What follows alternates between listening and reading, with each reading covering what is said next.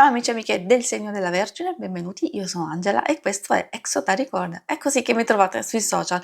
Questo è l'oroscopo settimanale dal 18 al 24 maggio. Prima di iniziare vi ricordo che è una stesa generica, prendete solo ciò che vi risuona, se volete potete integrarla col vostro ascendente per avere poi informazioni. In descrizione trovate le recensioni dei mazzi usati e i link per acquistarli e anche i link alle playlist per conoscere il significato delle carte della Sibilla Lenormand e della Sibilla italiana. Vi invito a iscrivervi e abbonarvi al mio canale per sostenere il mio lavoro. Vi ringrazio moltissimo se lo farete o lo avete già fatto. E adesso partiamo con la lettura. Andremo a vedere le energie principali della vostra settimana, quindi come andrà, i segni zodiacali da attenzionare e poi ci addentriamo nel lavoro, nell'amore, amore, relazioni, lavoro e finanze. E adesso vediamo il nostro punto di partenza con il libro o il diario che indica una fase di studio, di osservazione e di valutazione. Effettivamente spesso salta fuori quando ci prendiamo un momento di riflessione, proprio per risolvere delle questioni importanti, per studiare, anche valutare possibili atteggiamenti e comportamenti o ritrovare un po' la calma prima magari di intervenire, di fare qualcosa. Forse, visto che troviamo anche la casa, abbiamo la possibilità di ritrovare pace e serenità nelle cose che ci danno più sicurezza. Può essere la famiglia, può essere l'amicizia, può essere qualcuno intorno a noi o anche cose che riguardano la casa a livello fisico. Magari stiamo studiando, valutando che cosa fare. Poi in realtà può anche significare, soprattutto per quelli che lavorano da casa, che ci stiamo concentrando su alcune cose, sia quelle più importanti che possono essere utili per noi, ma magari anche di lasciare andare quelle che non lo sono assolutamente. Di solito gli uccelli, è vero, sono portatori di comunicazioni, quindi telefonate, messaggi, quindi potrebbe esserci agitazione in questo ambito, soprattutto come vi dicevo nelle comunicazioni, e avere degli intoppi, dei problemi, delle cose che vengono dette o chieste in un certo modo, poi ci sono dei cambiamenti e tutto questo ci può destabilizzare. Quindi c'è qualcosa che effettivamente si fa muovere abbastanza in fretta, però dobbiamo rimanere concentrati e lucidi solo sulle cose più importanti. I segni zodiacali da attenzionare per voi nella settimana sono principalmente quelli di Terra, Toro, Vergine e Capricorno. Abbiamo un pochetto anche quelli di Aria, Gemelli, Bilancia e Acquario. E adesso procediamo con l'ambito amore e relazioni. Allora, in questo ambito, ovvio che principalmente ci dedichiamo alla coppia e ai single, però chi non è interessato o chi vuole anche delle informazioni riguardo amicizia o famiglia può ascoltare, solo che dovete adattare alcune indicazioni che dirò. Abbiamo la ginestra.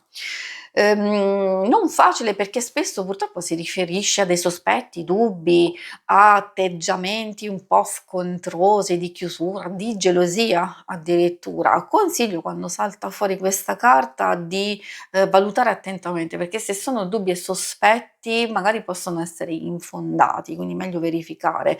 Se ci sono quegli atteggiamenti, come vi dicevo, proprio di prevaricazione, di egoismo, di gelosia, eccetera, quindi possiamo dire tanti vari tipi di comportamenti e di atteggiamenti, allora qui magari, come si vede dalle carte stesse, portare un po' di pazienza o valutare diciamo attentamente, perché con la carta degli uccelli è facile che ci sia un contrasto, delle divergenze o il dire un qualcosa che effettivamente poi possiamo pentirci.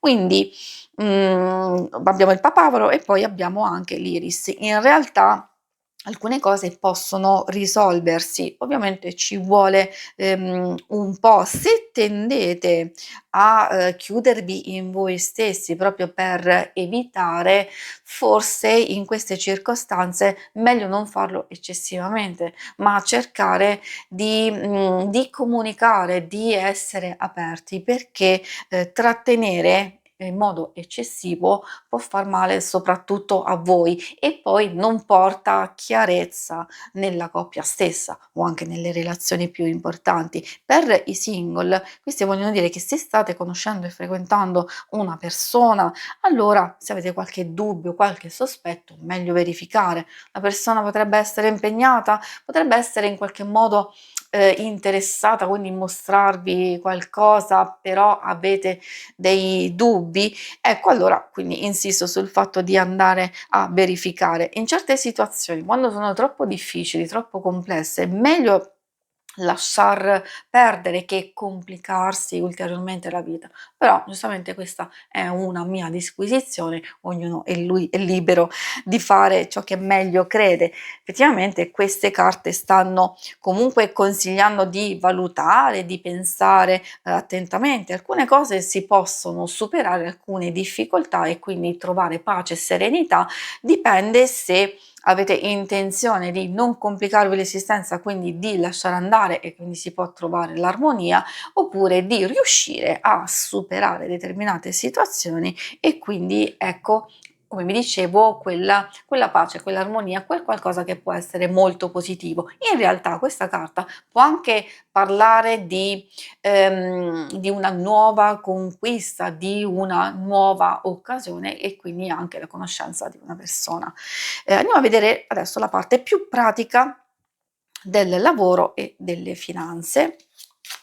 Vediamo che cosa vogliono dirvi. Troviamo la carta del bambino, per certi aspetti è legata alle entrate, all'aumento sia del lavoro, del guadagno o anche evoluzione grazie a un aiuto, un sostegno. Quindi può essere quella fase di miglioramento per molti di voi, soprattutto quelli che stanno vivendo una fase stressante o come abbiamo visto, se avete a che fare con delle persone che vi mettono ansia, fretta e stress, c'è questa fase qui. Ovvio che questa secondo me è anche ottima per tutte quelle persone che stanno cercando aiuto, sostegno, collaborazione e nuove conoscenze per qualcosa insomma che volete fare o volete sistemare. A maggior ragione se ci sono vecchie situazioni in corso che meritano tutta la vostra attenzione e infatti la carta della vecchia signora parla di valutazione obiettiva, parla anche di progetti accantonati che possono essere ripresi o anche delle idee che avete, in mente e che forse, possono essere visti con una luce diversa, da, adottare come sistema, da mettere in moto, soprattutto se sono progetti accantonati da un po' di tempo, oppure di valutare obiettivamente alcune cose che, vi portano confusione ed incertezza. Soprattutto io consiglio di fare attenzione a quello che vi verrà comunicato, proposto e detto in questi giorni. Si conclude qui la lettura, vi ringrazio per avermi seguita. Se volete in alto a destra trovate il logo per iscrivervi al canale, mentre in basso trovate le schermate per vedere il vostro oroscopo mensile e lunare quindicinale. Alla prossima, vi auguro una buona settimana. Ciao!